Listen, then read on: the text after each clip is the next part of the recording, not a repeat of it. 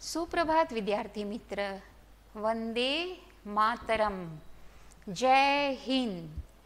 आपको पता है अगस्त महीने में बहुत सारे त्योहार आ रहे हैं और कुछ एक दो त्योहार तो आप मना भी चुके हैं, जैसे बकरी ईद है, फिर जन्माष्टमी आएगी, पतेती है और फिर गणेश उत्सव है, महावीर जयंती।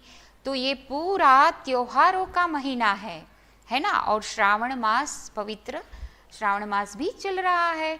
साथ साथ हमारा राष्ट्रीय त्योहार भी है, आपको पता है ना, 15 अगस्त। तो ऐसे राष्ट्रीय त्योहार और धार्मिक त्योहारों से हमारा भारत देश जो है अलग अलग त्योहार, अलग अलग धर्म और अलग अलग रीति रिवाजों से विभिन्न होते हुए भी हम सब एक हैं और इसलिए हम सब इस भारत देश की संतान हैं। सब हम इस भारत देश के बच्चे हैं, संतान हैं। ऐसे ही भावना को प्रदर्शित करने वाला एक काव्य जो है समूह गान है। आप मेरे संग गाएंगे ना विद्यार्थी मित्र? ऐसा समूह गान आज हम करेंगे और उसका भावानुवाद भी करेंगे। कक्षा 8 इकाई 4, उठो धरा के अमर सपूतो। यहाँ सपूतो मतलब पुत्र, अच्छे बच्चे, और हम इस भारत माता के सब संतान हैं। और इसी तरह हम भारत माता की आज़ादी के बाद हम सब भारत माता के गुणगान गाते हैं या भारत माता के प्रति हमारा कर्तव्य, हमारा फर्ज क्या है, ये समझते हैं हम इस समूह गान के द्वारा। सबसे पहले हम इस काव्य के कवि द्वारिका प्रसाद माहेश्वरी जी का परिचय प्राप्त करेंगे। द्वारिका प्रसाद का जन्म 1 दिसंबर 1916 को रोहता, आगरा, उत्तर प्रदेश में हुआ था। 29 अगस्त 1998 में उनका निधन हुआ। उन्होंने 6 खंड काव्य लिखे हैं और 6 काव्य संग्रह जो हैं, खंड काव्य जो हैं, खंड मतलब टुकड़ों में, अलग अलग टुकड़ों में लिखे हैं। ऐसे काव्य 26 बाल साहित्य, कहानी संग्रह, ऐसा बहुत कुछ उन्होंने हिंदी साहित्य जगत में अपनी लेखनी चलाई है। यहाँ इस काव्य के द्वारा हमें इतना ऊंचा उठो धरा के अमर सपूतों, कौन सिखाता है चिड़ियों को, चंदा मामा, तो बालकों को, बच्चों को उत्साहित करने के लिए, प्रेरित करने के लिए ऐसे बहुत से समूह गान,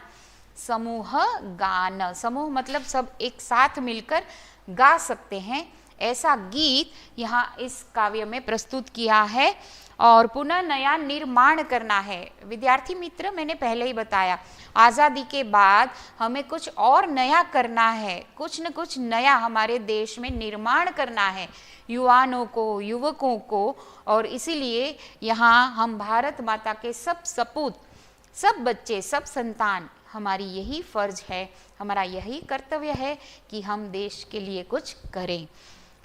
और यह वसंत ऋतु हम सब सुमन एक उपवन के आदि उनकी काव्य कृतियां हैं।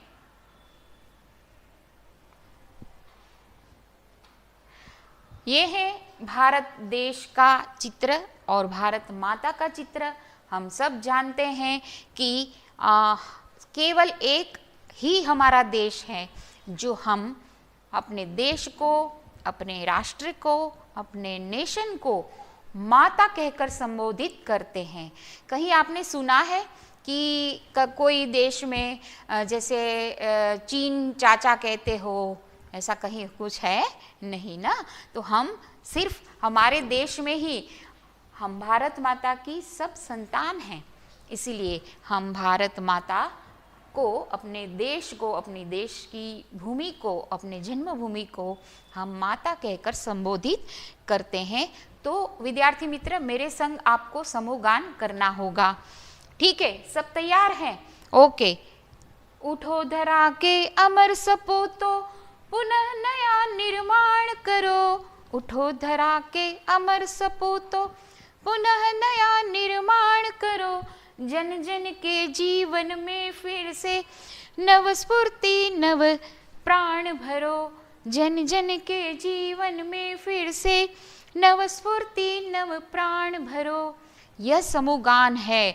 हमें साथ मिलकर अपने देश के लिए कुछ कर गुजरने की तमन्ना रखने वाले सभी बच्चे, सभी संतान, भारत के सभी देशवासियों को प्रोत्साहित करते हुए, उत्साहित करते हुए कवि कहते हैं कि उठो, इस धरा के, इस धरती के, इस पृथ्वी के हम सब संतान एक हैं, और उठो सपूतों, और कुछ पुनः फिर से कुछ नया निर्माण करना है।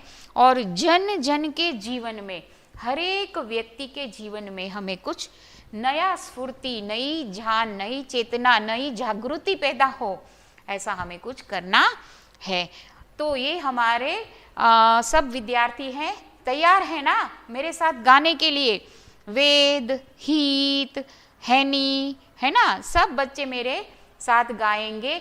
उठो धरा के अमर सपूतो, कुछ नया निर्माण करे। नई प्रात है, नई बात है, नई किरण है, नई ज्योति है। गाएंगे ना मेरे साथ? तो यहाँ कवि कहते हैं कि उठिए, हर दिन नया है।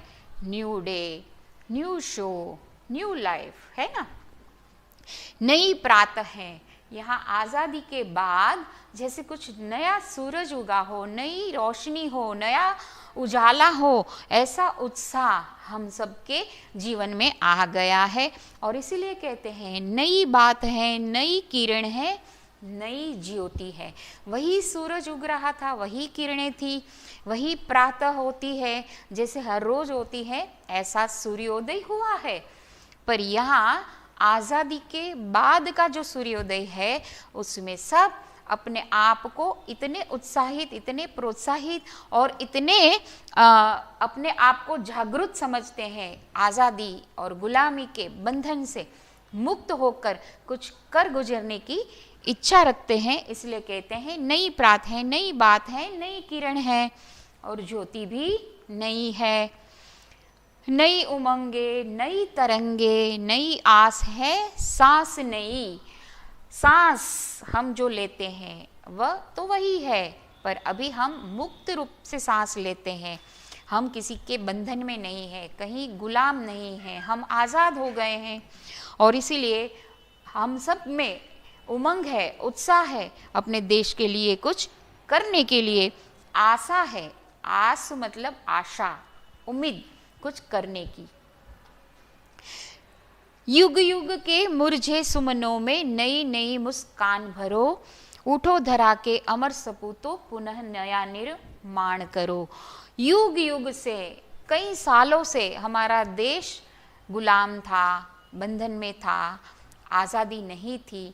तो हम उनके हम मुक्त वातावरण में नहीं रहते थे। हम जो करना चाहते थे वह हम नहीं कर सकते थे।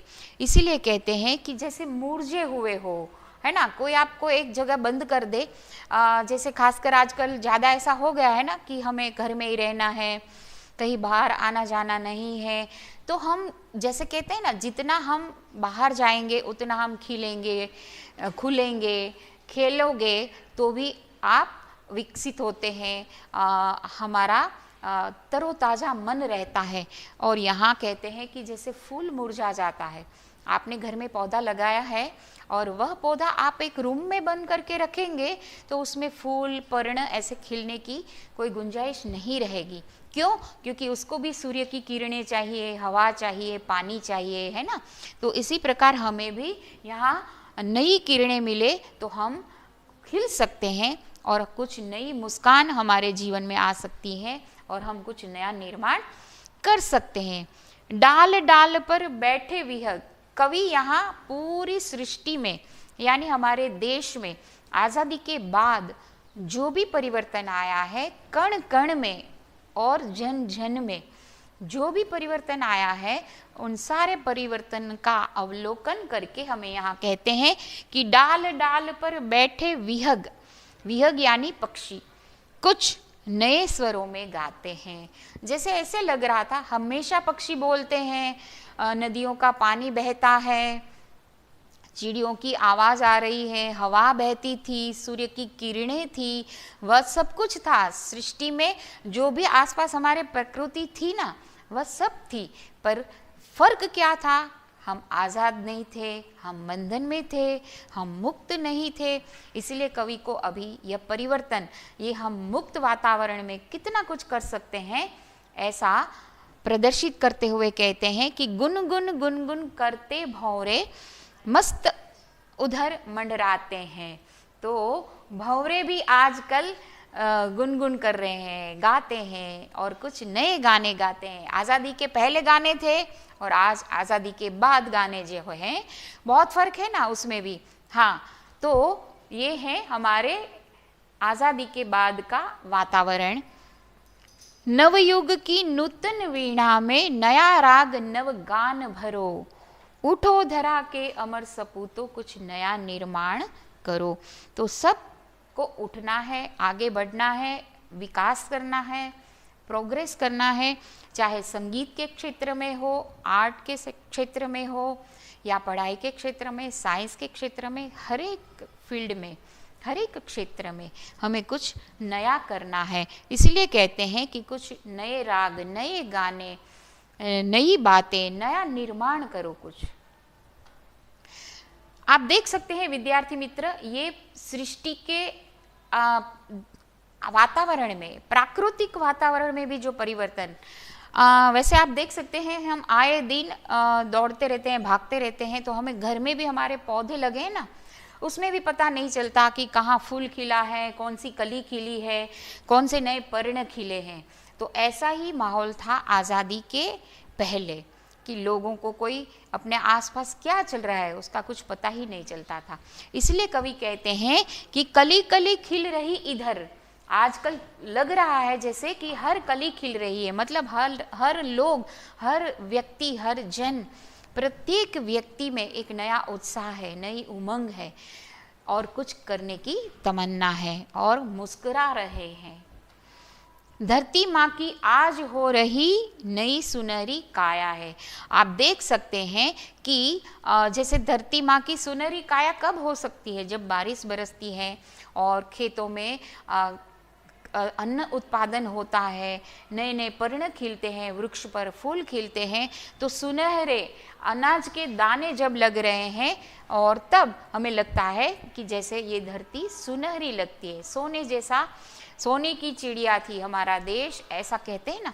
तो यही भाव यहाँ प्रदर्शित किया है। और धरती माँ जैसे आज मुस्कुरा रही है, वह भी बंधन में थी, वह भी मुक्त नहीं थी। इसलिए कवि कहते हैं कि आज सब जगह कवि के मन का भाव यही है कि जब हम बंधन में होते हैं तो हमारे आसपास हमें कुछ अच्छा नहीं लगता, और जब हम मुक्त वातावरण में हैं, जब आप स्कूल में आते हो, दौड़ते हो, भागते हो, और तब जो मुक्त वातावरण में खेलते हो, खिलते हो, जो विकास हो रहा है वह बंद दरवाजे में, कमरे में बैठकर नहीं हो सकता। ये आजकल आप ज़्यादा महसूस करते होंगे, है ना। तो यह है आज़ादी और मुक्त वातावरण का फर्क, ठीक है। और अंतिम 2-3 लाइन है, उसमें कवि कहते हैं कि नूतन मंगलमय ध्वनियों से गुंजित जग उद्यान करो। हम जो शुभ घड़ी आई है, हम आज़ाद हुए हैं, मुक्त हुए हैं, ऐसी ध्वनियों से चलो हम आज़ाद हैं, वंदे मातरम ऐसा कह कर हम अपने देश की आज़ादी को, अपने भाव को व्यक्त कर सकते हैं। और हर जगह जग उद्यान करो, और हम हर जगह, हर एक सृष्टि का कण कण जो है वह हमें अभी अच्छा लगने लगा है। और इसीलिए कवि कहते हैं उठो धरा के अमर सपूतो कुछ नया निर्माण करो, क्योंकि यह सरस्वती का पावन मंदिर, शुभ संपत्ति तुम्हारी है। मैंने पहले ही कहा ना कि स्कूल में आना, पढ़ाई करना, और माँ सरस्वती का मंदिर कहाँ है? यही है जहाँ हम अपने विद्या को ग्रहण करते हैं। तो ये है विद्यार्थी मित्र हमारी Saint Mary's English medium school, जिसको आप मिस करते हो, बहुत ही याद करते होंगे कि यही हमारा विद्या मंदिर है, यही हमारा सरस्वती का मंदिर है जहाँ से हम ज्ञान प्राप्त करते हैं। तो कवि कहते हैं कि सरस्वती का पावन मंदिर है, शुभ संपत्ति तुम्हारी है। ये सारी प्रॉपर्टी, संपत्ति मतलब स्कूल का आसपास का वातावरण, यहाँ का बागीचा, यहाँ का जो कोई भी है वह कण कण आपके लिए है। यह शुभ संपत्ति है केवल विद्यार्थियों के लिए। यह सब कुछ जो है अपने बच्चों के लिए है। अगर बच्चे नहीं है तो ये स्कूल क्या काम की? देख रहे हो ना आप। तो यहाँ कवि कहते हैं कि तुम में से हर बालक इसका रक्षक और पुजारी है। हम सब इस स्कूल में आ सकते हैं, यानी सब बच्चे स्कूल में, विद्या मंदिर में आ सकते हैं। यहाँ कोई भेदभाव नहीं रहता। और इसीलिए कवि कहते हैं कि हर बालक का ज्ञान प्राप्त करना अपना कर्तव्य है, फर्ज है, और हर इसके रक्षक और पुजारी भी हैं। सरस्वती के विद्या मंदिर में आकर हम पूजा करते हैं ज्ञान की, विद्या की, देवी की यानी गुरुजनों की, शिक्षकों की। ये सब आदर, रिस्पेक्ट आप देते हैं। और इसीलिए कवि कहते हैं कि ये हर बालक का फर्ज है, कर्तव्य है। शत शत दीपक जला ज्ञान के नवयुग का आह्वान करो। आप सोचो विद्यार्थी मित्र कि एक स्कूल का निर्माण हुआ है और उस स्कूल के माध्यम से कितने सारे विद्यार्थी, शत मतलब सैकड़ों, हजारों विद्यार्थियों ने ज्ञान प्राप्त किया होगा। और इस ज्ञान के उजाले से, ज्ञान रूपी दीपक से उन्होंने कितने सारों को ज्ञान दिया होगा। तो एक दीपक जलाने से दूसरा दीपक जलता है और उससे तीसरा दीपक जलता है। इस प्रकार ज्ञान के माध्यम से भी हम बहुत सारे लोगों को, प्रत्येक व्यक्ति कितने सारे लोगों को ज्ञान बांट सकता है।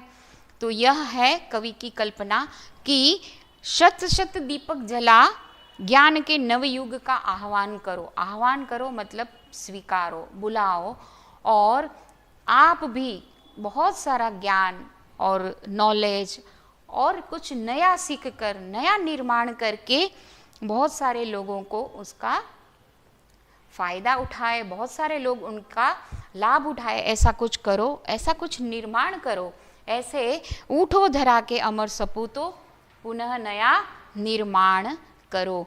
और विद्यार्थी मित्र, इस काव्य के आधार पर आपको एक छोटा सा प्रोजेक्ट करना है, शैक्षणिक प्रवृत्ति करनी है आपको।